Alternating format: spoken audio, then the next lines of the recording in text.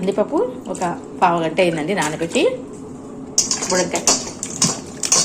బుడంకాయ అంటే కర్నూలు సైడ్ బుడంకాయ అంటారు, తెలంగాణ సైడ్ దోసకాయనే అంటారండి. ఒక ఉల్లిగడ్డ, ఒక బుడంకాయ ఎక్కువ వేసుకుంటారండి. నేను బాగా కడిగి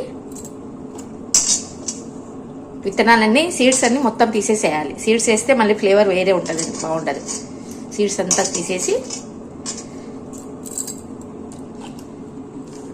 చూడండి, చింతపండు పక్కకు నానబెట్టుకోవాలి. ఉప్పు కారం అంతా అయినాక నేను ఉప్పు కారం వేసి చూపిస్తాను. డైరెక్ట్గా నేను ఉప్పు కారం అవన్నీ ఏమయ్యానండి.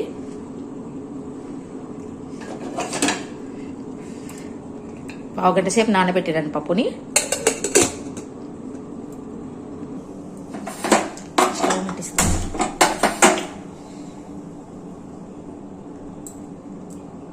విజిల్ పెట్టేసి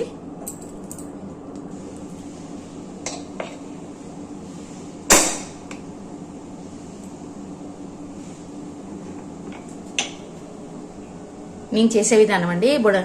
మనము కొంచెం బుడంకాయ పప్పుకు ఆయిల్ వేసుకుంటే బాగుంటుంది. కొద్దిగా 3 స్పూన్లు వేసుకోండి.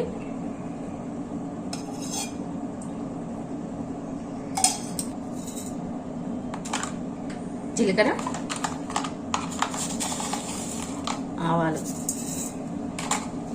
కొంచెం జీలకర్ర మెంతం పొడి అండి, పప్పుకు బాగుంటుంది. జీలకర్ర మెంతం పొడి 2 చిటికలు వేసుకోండి. ఇంకో కరివేపాకు నిండుకుందండి, కరివేపాకు అయిపోయింది. ఇట్లనే వేసేసుకుంటారండి నేను.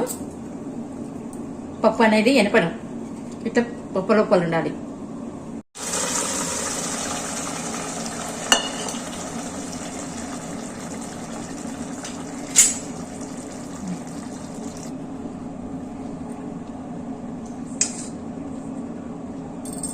చింతపండు రసం,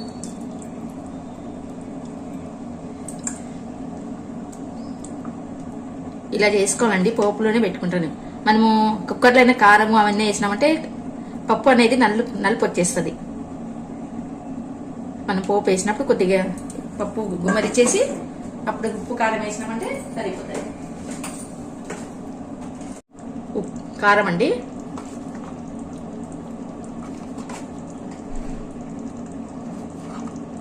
చిన్న స్పూన్లు అండి ఇవి. కొంచెం పసుపు, ఉప్పు 2 స్పూన్లు.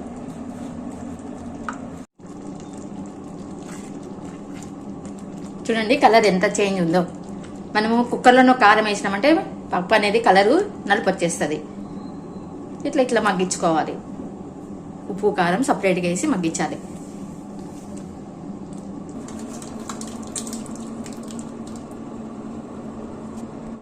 అయిపోయిందండి బుడంకాయ పప్పు.